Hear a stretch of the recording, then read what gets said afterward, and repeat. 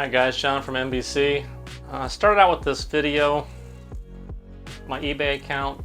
I was looking up cards I wanted to do, and I would check my debit account and I had no money, and I'm thinking, man, how did this happen? How do you go from money to no money? Stop buying things. So I started thinking about how much money I spend in the hobby and how much time I spend in the hobby. And that's kind of what I want to bring up today and have each of us evaluate our own lives, where we're at, especially if we have wife or if you have kids, if you have young kids. My kids are all grown now, so that's not as much an issue.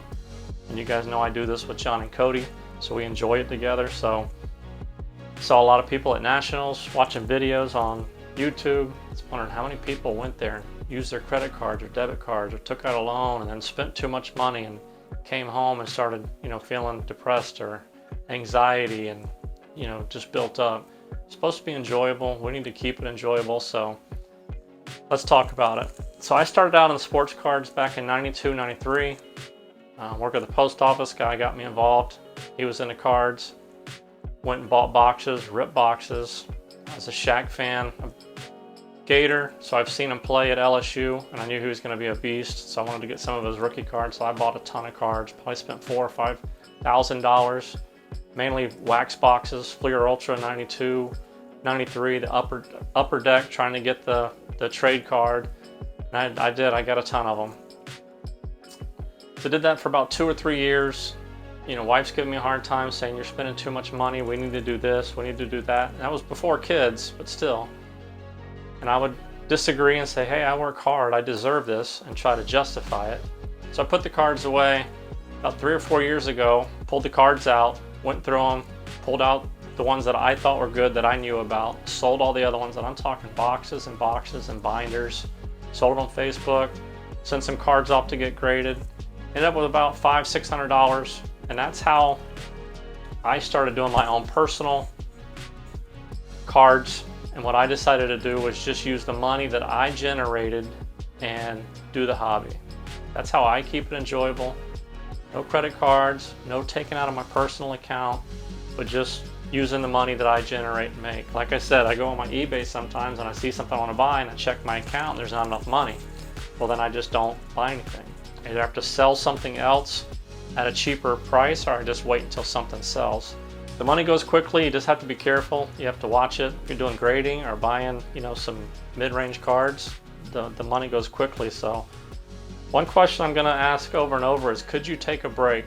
If you watch this video, you're looking in your own mirror. We can't be accountable to anybody else. We can't compare ourselves to anybody on YouTube. You can't compare yourself to me. We both have to look at our own lives and our own situation and determine what we're doing and what we're going to do about it. So could you take a break from the hobby? If you watch this video and decide, yeah, I'm spending too much time or I'm spending too much money, could you take a break? Could you get away from it? So some questions to ask to see if maybe this is you or me is, do you still enjoy the hobby? Do you still enjoy doing it? Not just buying wax and ripping it, but looking up cards, selling cards, pre-grading cards, just every part of the hobby, going to shows. Do you spend too much money? Do you borrow money? Do you argue with your spouse, like I said earlier, over how much money you spend? Sometimes, what we think we're spending and what they think we're spending is different. Are you late on any of your bills? Does the hobby cause you anxiety, depression? You make choices and then later you're depressed. And, not everything's a home run, not everything's a hit. We lose money, we get money. Sometimes I've sent cards to get graded that I thought were going to do good. They ended up doing not so good, and I lost money on the cards. So I'm not talking about that. I'm just talking about the decisions we make over and over again. Does it give anxiety, stress? Is it adding stress? Because it's supposed to be happy. It's supposed to be fun. It's a hobby. We're supposed to be doing it for the enjoyment. Another thing I've thought about is, do we spend too much time in the hobby? Think about how much time when we get in this is my room, I get in here, I look up cards, I'm on eBay, I'm grading cards, I'm listing cards, selling cards, packing them up, doing research, all that stuff, YouTube videos, making the videos, John and Cody do the editing, but everything just takes, time. Before you know it, 2 or 3 hours has gone by. And I need to be aware that my wife wants to spend time with me, and I need to, bring that into account. Sometimes she's doing something and I can slip in here and get stuff done, and then later we can spend stuff together. Especially if you're a mom and dad, you need to think about your kids spending time with them, how it affects them when you're not around. You know, kids spell love different than we do. We spell love L-O-V-E. A kid spells love T-I-M-E.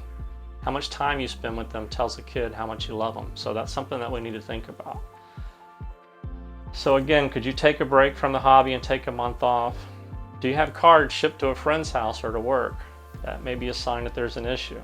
This one I've done before. Have you ever sent cards off to be graded at a grading company without having all the money to get it done? So when you do card grading, you send them off and they don't charge you until they get to the grading phase. So we think we have time to sell some cards and to make that money up, you know, get it in the account before it reaches grading. Or if we don't do that, then some people put it on a credit card and figure they'll sell stuff later and pay it off. Or hey, I'm gonna put this on credit, charge up $1,000, and when the cards come back, I'll list them and sell it, and then I'll pay off the card. Sometimes that doesn't happen. You know, we sell the cards, but we don't pay off our credit card, and month after month after month, that can add up. So everybody has an opinion on what they think. I'm gonna get blown up for this one, but to me, ripping wax, buying boxes of wax, or paying into a break is gambling. You're gambling that what you get out of that box is gonna pay for it or make money. If you do it in moderation, like these you see here are retail, so I buy them at Target. 20, 30 bucks a piece, I buy a few, I rip them, I enjoy it. If I find something I like, I'll get it graded if it's any good, and I have no luck at all when it comes to ripping wax. So we need to be careful about buying into breaks, not getting the hit that we thought, so we buy into another break, and before you know it, it starts to snowball, and you know, you get more and more in debt. So we just need to be careful with that. I think that's the biggest trap area is ripping wax and getting into breaks. There's a adrenaline rush that we get. Those endorphins start going off, and you have that feeling when you're watching the break or when you're ripping the wax that you're going to get that card, and it's just a rush that we go through. The definition of addicted is physical, mental dependent on a particular substance and unable to stop it. So I thought about this. I stopped drinking caffeine for a couple weeks one time just to, you know, get healthy, do one of those cleansings. And I started getting migraine headaches, and I started feeling really bad. It's because my body was used to the caffeine, and when I didn't have it, it was withdrawals. Was I addicted to caffeine? Probably not, but my body depended on it. My body liked it. And the worst part about that is I didn't even realize it. I didn't even know that that was a thing. So that's another issue in this, is that we need to step back, look at how we're doing business as far as our money and our time, and can we do it differently? Can we do it better? So here's some suggestions that I'll give you. If you have any more, please leave them in the comments down below. If you're a jerk, don't leave any comments. Nobody needs to hear that you know you're weak or you're this, that, or the other. Just leave comments. If you have nothing nice to say, just, you know, don't say anything. I'll just say that like my mom did. Another emotion that we deal with is FOMO. You know, we have a fear of missing out. When the new boxes come out, we have to buy them, and people, you know, rush to get them, or they pay a little bit more on the secondary market to get them so that they can have them. We go on eBay to buy the cards, to be the first one to get it, to send it in, to get it graded, to get it back, to be the first one to have it graded and listed on eBay. And that's just another thing that we think we're going to miss out on the cards. When I'm tempted to buy things and I want to build my account up, or I don't want to spend any money, I don't go on eBay. I don't get on the search thing and type in the card I'm looking for. And I definitely don't watch any cards that I like. And I have a bunch of cards that I'm watching that I would like to purchase that they don't come up a lot. They come up every now and then, and you know, you either get them or you don't. So we have that FOMO, the fear of missing out, like we're going to miss something if we step away and we don't get into the hobby. So if you one of those people that says that you like to look at the hobby as an investment, that's fine. It is an investment, but investments are long and slow, steady, upward. You know, they may go up, down and down and up, but it's not like overnight, quick hitting. We just have to be careful again with our investments.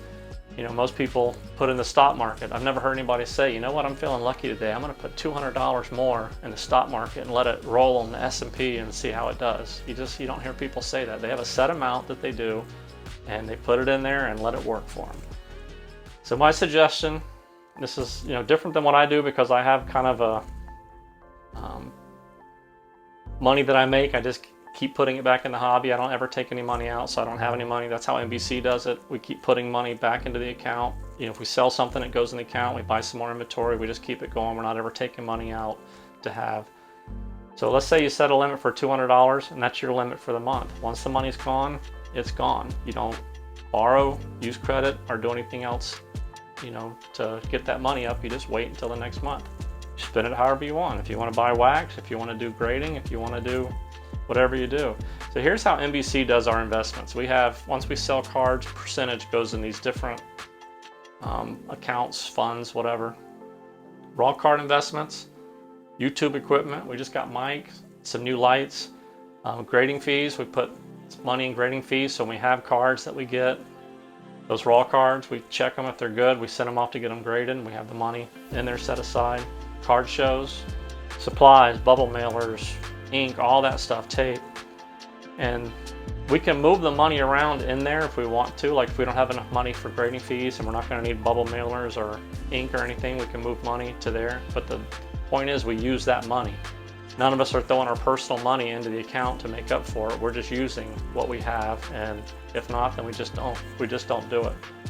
We have some milestones that we set. This is stuff to kind of keep us focused, kind of keep us aware just mentally, and to kind of give back.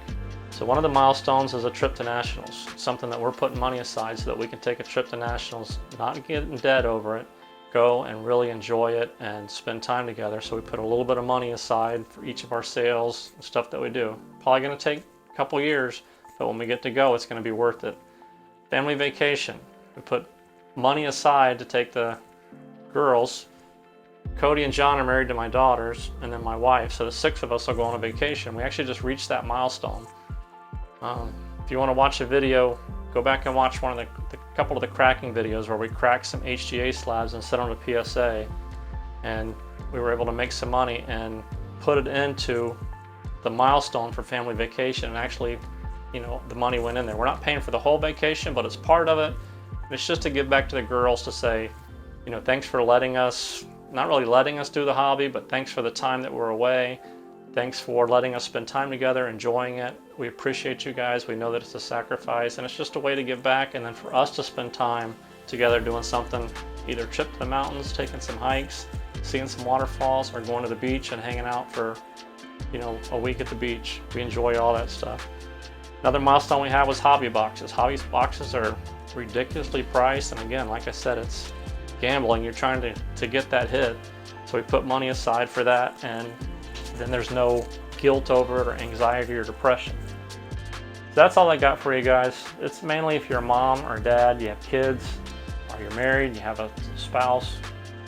Think about how much time we spend in the hobby. How much time doing everything that we do. Even if you're not into YouTube, doing videos and all that, just the time looking for cards. And even when we're with them, sometimes I'm thinking about ideas for videos and stuff when I'm with them. I'm present, but I'm not actually with them and spending time with them. And then evaluate how much money you spend, and again, see if maybe you could take a break from the hobby. That's all I got for you. If you guys have any comments, leave them down below. Like I said, there's jerks out there, so just be careful what you say and just ignore them, guys. So I appreciate you guys. I hope this was a little bit different, like I said, but I hope this is helpful. We all need to evaluate how much time we spend, and remember how kids spell love, T-I-M-E. Have a good day, guys.